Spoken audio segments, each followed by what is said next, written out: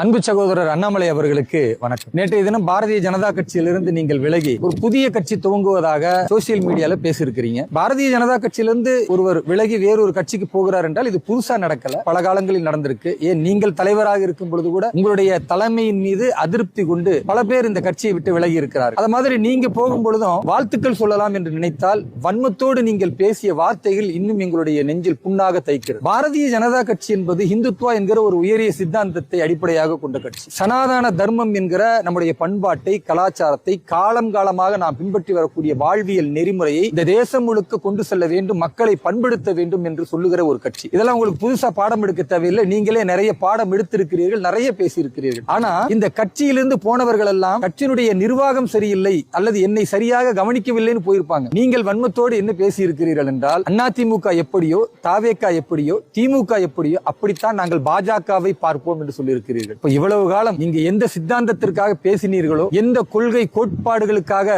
நீங்கள் சிரமப்பட்டீர்கள் என்று சொன்னீர்களோ அத்தனையும் பொய்யா. உங்களுடைய சுயநலத்திற்காகத்தான் பேசியிருக்கிறீர்களா? கடவுள் மறுப்பு காட்டு மிராண்டி கொள்கையை வைத்திருக்கிற திமுகவும் ஆன்மீக நம்பிக்கையும் அறவழியின் அடிப்படையில் ஆட்சி செய்ய வேண்டும் என்று சொல்கிற பாரதிய ஜனதா கட்சி உங்களுக்கு ஒன்றாக தெரிகிறதா? கம்யூனிஸ்டுகள் நம்முடைய நாட்டின் சித்தாந்தத்திற்கு எதிராக சீன தேசத்தினுடைய சித்தாந்தத்தை நுழைக்கக்கூடியவர்களும் பாரதிய ஜனதா கட்சி என்கிற பண்பாட்டை பேசுகிற ஒரு கட்சி உங்கள் பார்வையில் ஒன்றாகிவிட்டதா? எதற்காக நீங்கள் கட்சியை விட்டு வெளியேறினீர்கள்? எல்லோரும் நினைச்சாங்க இவர் ரொம்ப உழைச்சிட்டாரு, உழைச்சு அவருக்கு சரியான அங்கீகாரம் கொடுக்கல, சரியான பதவி கொடுக்கல, அதனால வெளியேறி விட்டார். ஆனா உங்கள் வன்மத்தின் வார்த்தைகள் சொல்லுகிறது நீங்கள் எந்த அளவிற்கு சுயநலத்தோடு இந்த கட்சியில் இருந்திருக்கிறீர்கள் என்றால், நீங்க இங்க நிர்வாக பிரச்சனை என்று சொல்லி விலகவில்லை, உங்களுடைய கொள்கை கோட்பாடே வேறாக இருந்திருக்கிறது. மனசுல ஒண்ணு வச்சுக்கிட்டு வாயில ஒண்ணு பேசியிருக்கிறீர்கள். எவ்வளவு பெரிய அயோக்கியத்தனம்! நீங்கள் இந்த கட்சிக்கு செய்த துரோகத்தை உங்களுக்கு பின்னால் இன்னைக்கு 10 லட்சம் பேர் வந்திருக்கிறான்னு உங்க முகநூல்ல போட்டு காட்டுறீங்களே, அவர்கள் உங்களுக்கு செய்ய மாட்டார்களா? பாரதிய ஜனதா கட்சியில் இருக்கும் பொழுது பாரத் மாதா கி ஜெய், என் பாரத தாயின் புகழ் ஓங்குக என்று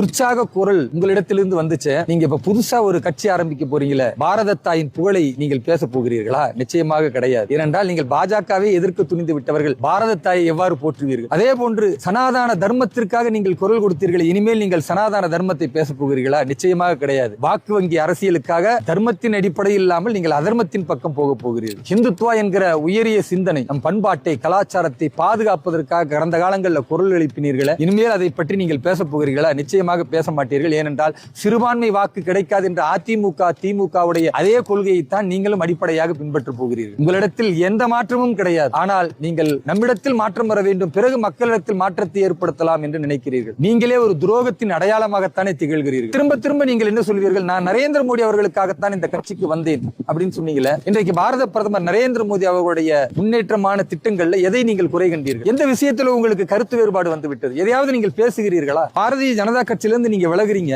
உங்க பின்னால நீங்க ஒரு கொள்கையை சொல்லி ஒரு கூட்டம் சேர்த்தா நாங்க சந்தோஷப்பட்டிருப்போம். உங்களுக்கு பின்னால நீங்கள் ஒரு சித்தாந்தத்தை சொல்லி கூட்டம் சேர்த்திருந்தா நாங்க சந்தோஷப்பட்டிருப்போம். ஆனா உங்களுக்கு பின்னால் சேரக்கூடிய கூட்டம் எல்லாம் நீங்கள் மாநில தலைவராக இருக்கும் பொழுது யார் பாரதிய ஜனதா கட்சிக்கு வந்தார்களோ அல்லது பிற கட்சிகளில் இருந்து வந்து உங்களுடைய பேச்சுக்களால் மட்டும் ஈர்க்கப்பட்டார்களோ அவர்கள் தான் இன்றைக்கு உங்கள் பின்னால் வந்திருக்கிறார்கள். இந்த தேசம் முதன்மையானது என்று நினைக்கிற, இந்துத்துவா என்கிற சித்தாந்தம் நம்முடைய வாழ்வியல் நெறி என்று நினைக்கிற, சனாதன தர்மம் தான் இந்த தேசத்தினுடைய அடிப்படை தன்மை என்று நினைக்கிற ஒரு காரிய கர்த்தா கூட, ஒரு பாரதிய ஜனதா கட்சியின் தொண்டன் கூட உங்கள் பின்னால் வரமாட்டான். இனி தமிழகத்தில் பாரதிய ஜனதா கட்சி ஏற்படுத்தக்கூடிய அரசியல் மாற்றத்தை நீங்களும் பார்க்கத்தான் போகிறீர்கள். பாரதிய ஜனதா கட்சியின் தொண்டர்கள் இனி களத்தில் வீரியத்தோடு பணி செய்வார்கள். உங்களை மட்டுமல்ல, இந்த கட்சியை, சித்தாந்தத்தை யார் எதிர்க்கிறார்களோ அவர்களை நெஞ்சுறுதியோடு எதிர்த்து தேசம் முழுக்க பாரதிய ஜனதா கட்சியின் ஆட்சி அமையும் வரை, குறிப்பாக தமிழகத்தில் தாமரை மலரும் வரை நாங்கள் களத்தில் நிற்போம், வென்றெடுப்போம். எல்லா புகழும் இறைவனுக்கு. ஜெய் ஹிந்த், வந்தே மாதரம், பாரத் மாதா கி.